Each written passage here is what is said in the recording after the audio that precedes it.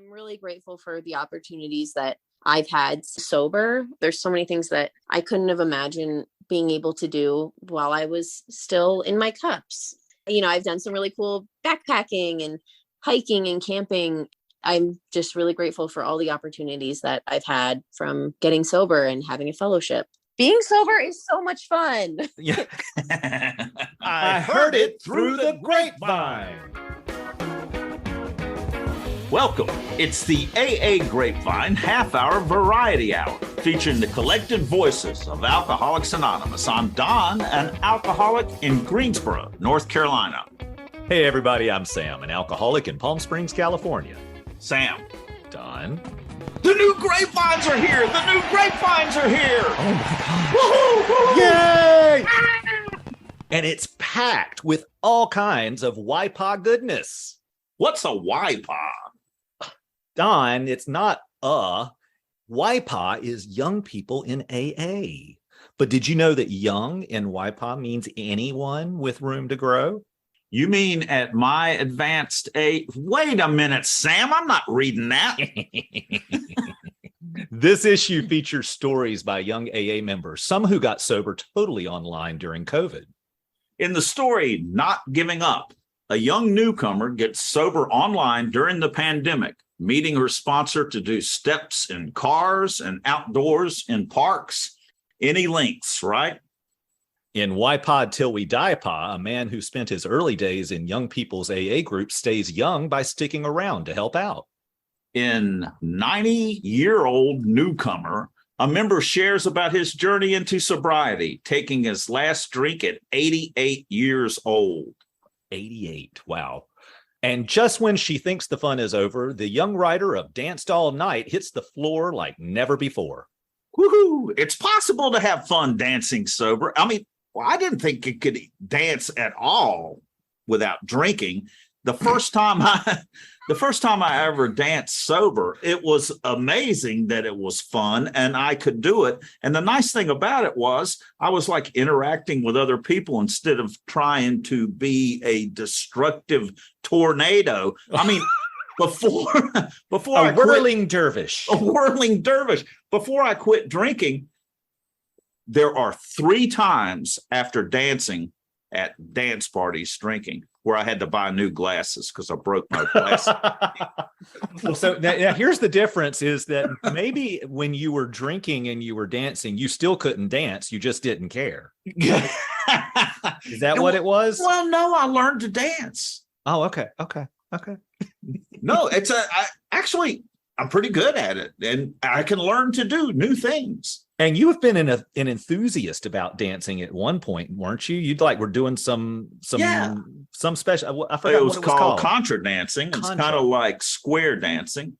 My wife wanted to do it, and I was just terrified. I don't know if I can do this. And we were going the first time to the very first dance. Okay, I'm going to do it, but I'm like, I was terrified. So I called my sponsor, and he said, "Well, be careful. You might have fun."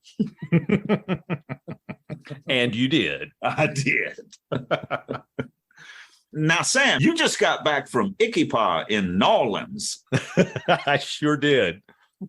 Were you productive or did you just party, dance the whole time? My head is still spinning. Not from alcohol, I hope. Nope, it's probably the energy drinks. Yeah. In 2 weeks, our show is going to be talking with people at the convention. Oh, that's going to be great. Yeah. Today, we have a Grapevine author who has a story in the September issue. Yep, Don, today's guest is Leah B., the author of Open for Business. Her story is on page 22 of the September 2022 issue.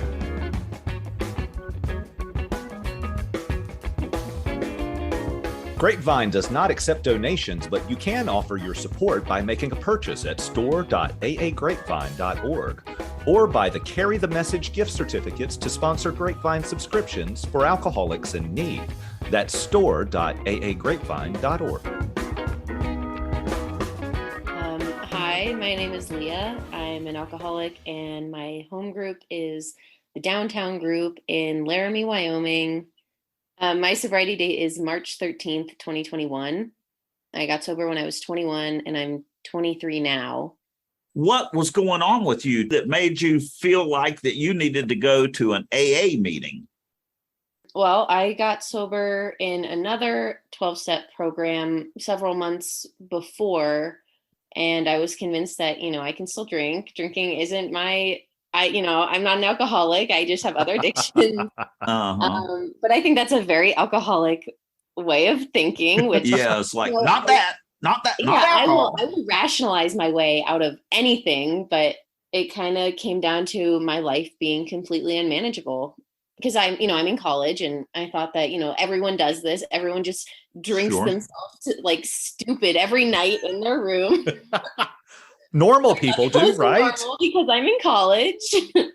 But yeah, and I already had a sponsor who is great. I have to give her a shout. Can I give her a shout out? Absolutely. Her name's Sarah, and we met on Zoom. Oh, cool. Yeah, we met on Zoom back, I guess, about 2 years ago now. We really clicked.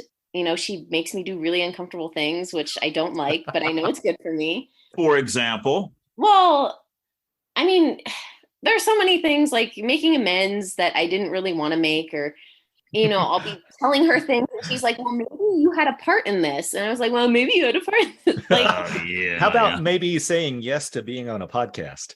Yes, like saying yes to being on a podcast. Yeah. You were reticent to be on the podcast? I think I was concerned about like anonymity, but I also think, my story's like, it's nothing special. Like I just got sober and, I don't want it to be like about me, but then it's, I think people have helped me, especially my sponsor, have helped me realize like, no, it's not that this is just about you and your ego. It's a means to share your story and see how my experience can benefit others. Yeah. It's another chance for people to relate. But Yeah. it is. Your story is special though, because the only way that I was able to surrender when I came to AA, it was people sharing their surrender that made me more and more willing to do it. And then to do things like make amends. Yeah.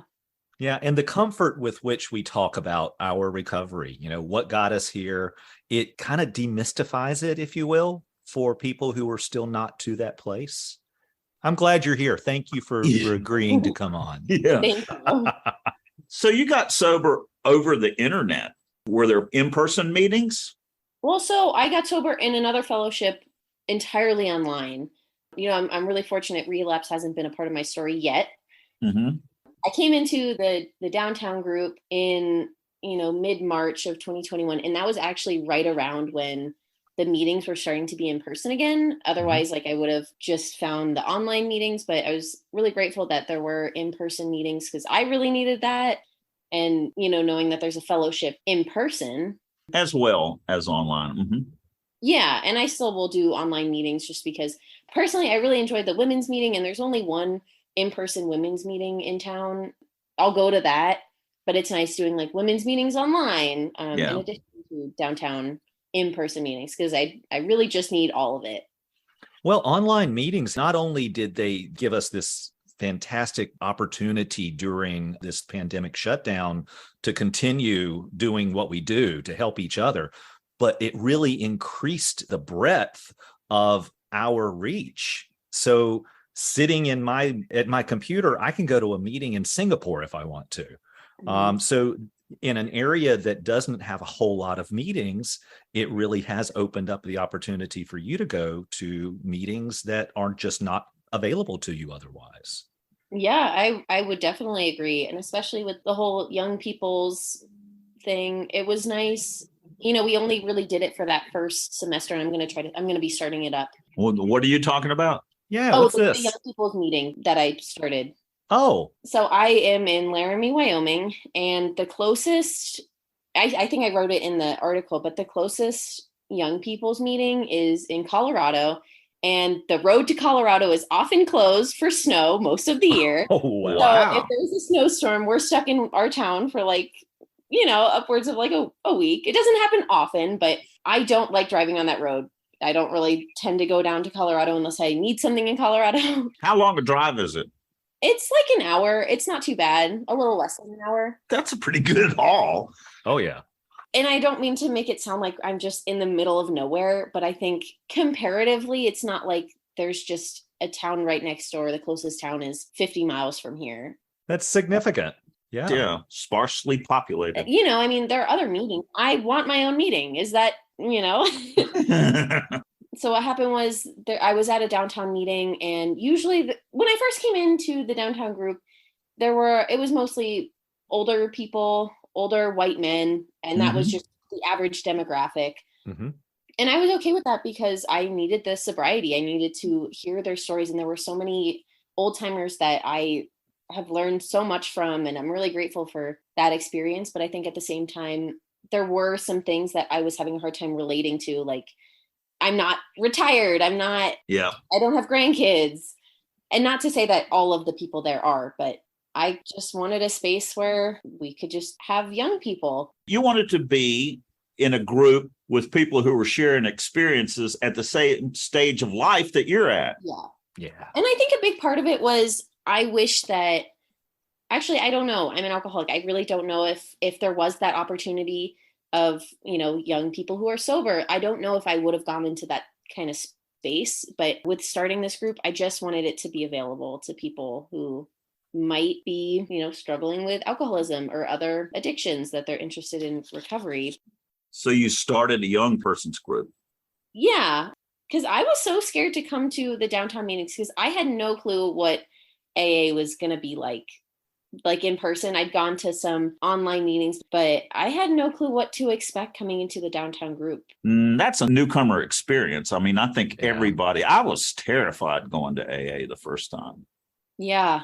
Absolutely. But just in how the formation of the group happened, there just so happened to be 3 other young people, like college age kids, in one of the meetings downtown. And we were talking afterwards, and I was just like, we could just start our own meeting. They say it's like the only thing you need to start a meeting is 2 alcoholics and a resentment and a pot of coffee. Right. That's it.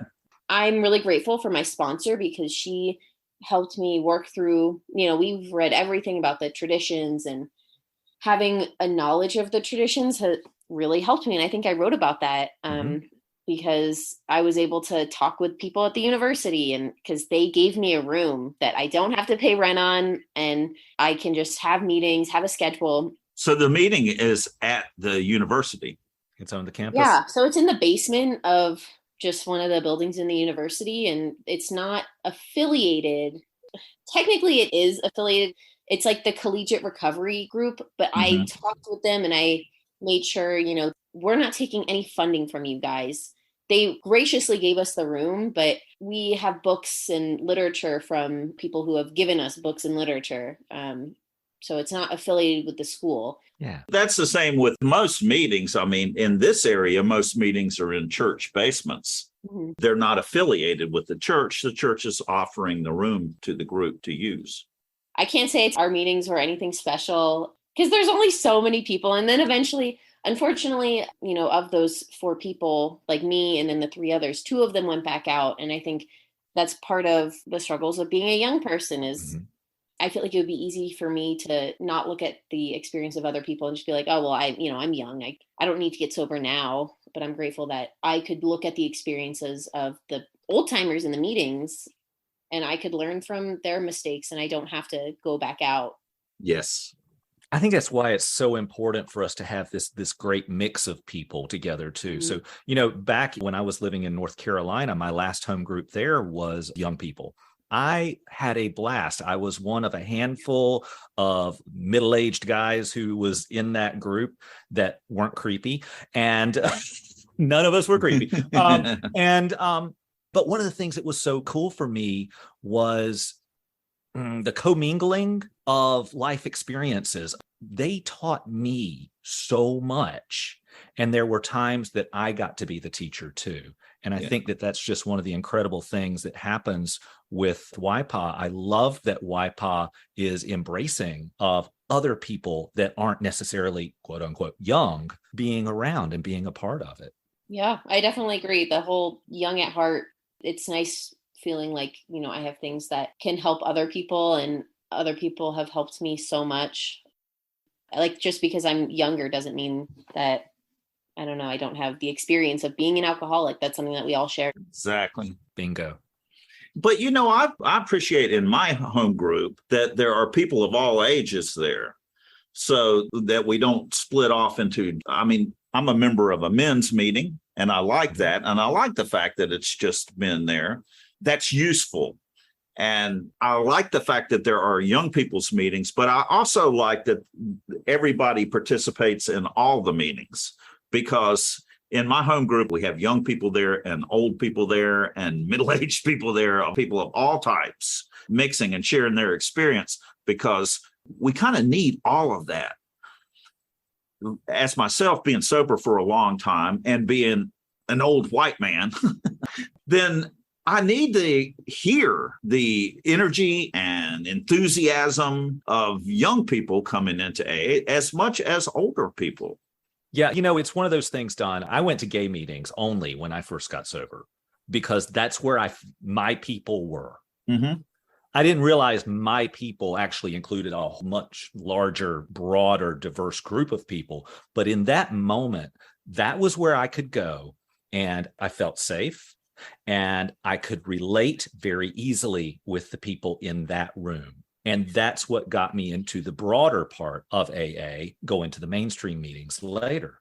Similarly, we've got the men's meetings where men can go, and there's the focus of the experience that men have in recovery. We have the women's meetings for the same reason. We have young people's meetings for the same reason. And I love that we do have these smaller, I don't have the word for it right now, but these clusterings of ourselves where something in addition to alcoholism is in common.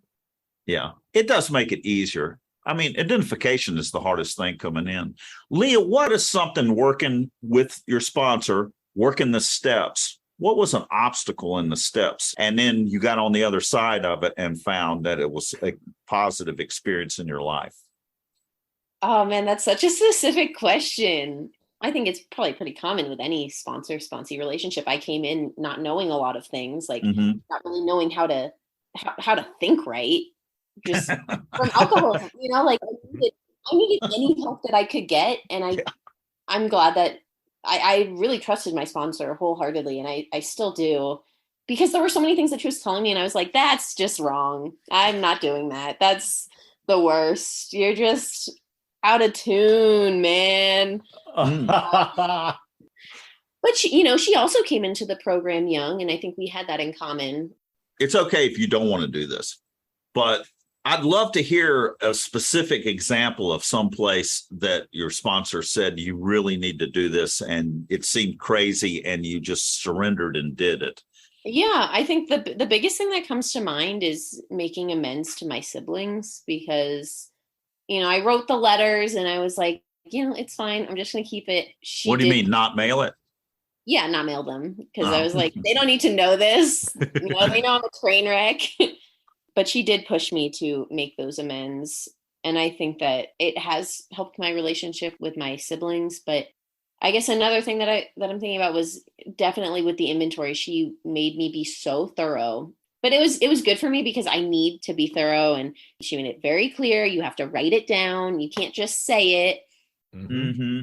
It really helped me with my fifth step then, with being able to give my fifth step. And it was a huge relief. And I had to trust her. I didn't like trusting.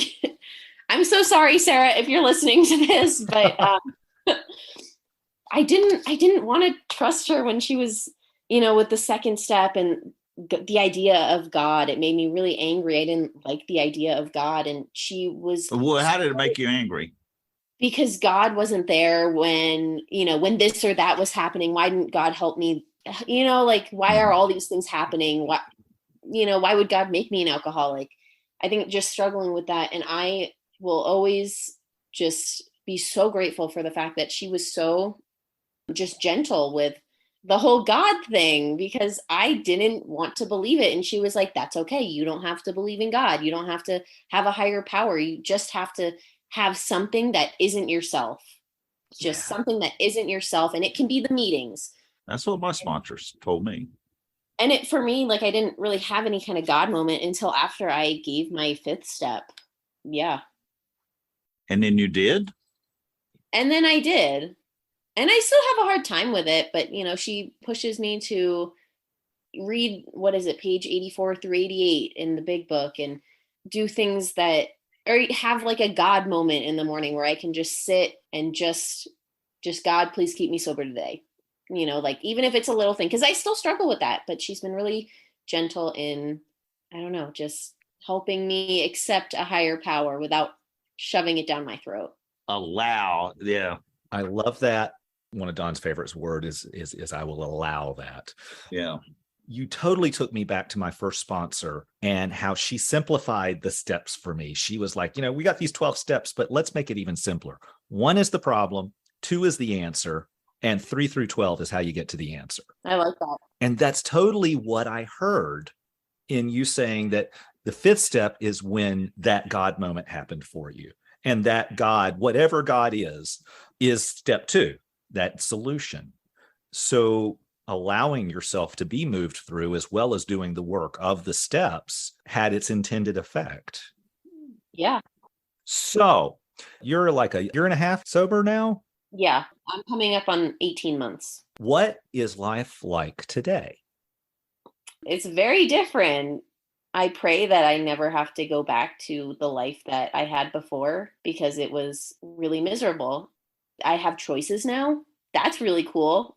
I can do things that I want to do. And, I think the biggest thing is I don't live in constant fear anymore. Because fear completely ruled every decision that I ever made.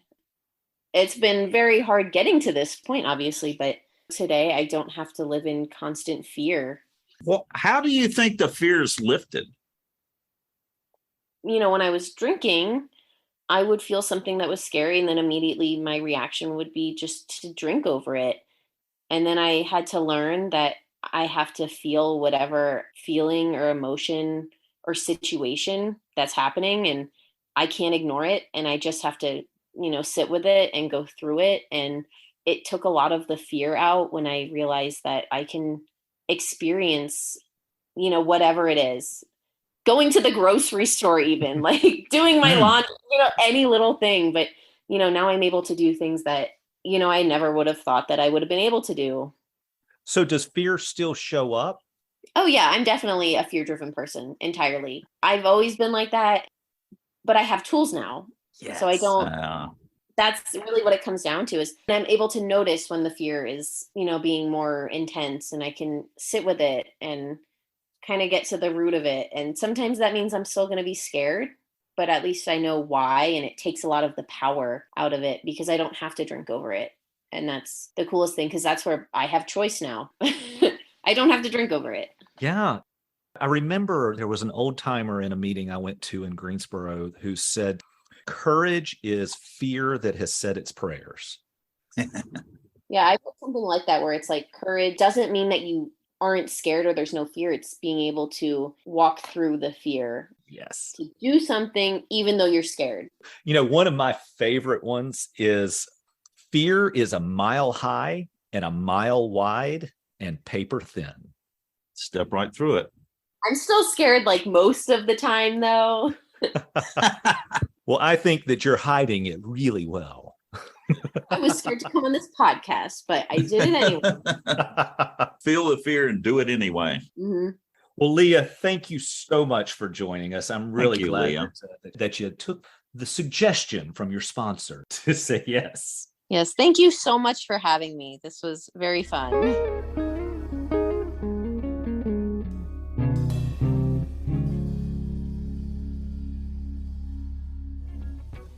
The Grapevine is looking for your story submissions for Why I Love the 12 and 12.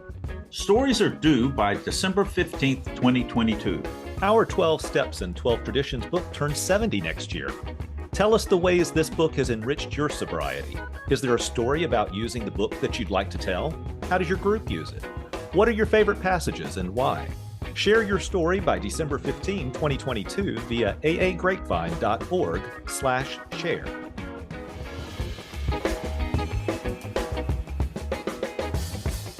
I'm at the very wit's end. A man sat in front of his home contemplating his future. He had just gotten a divorce, lost his children, been fired from his job, and now faced eviction.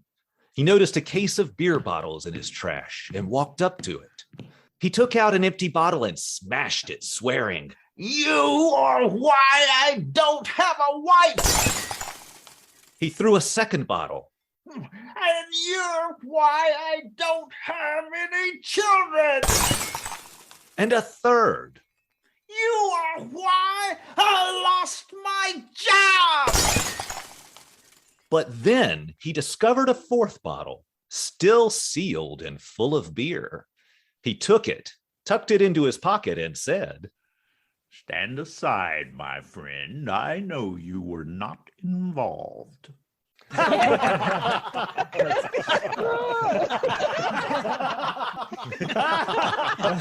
It's really not that funny.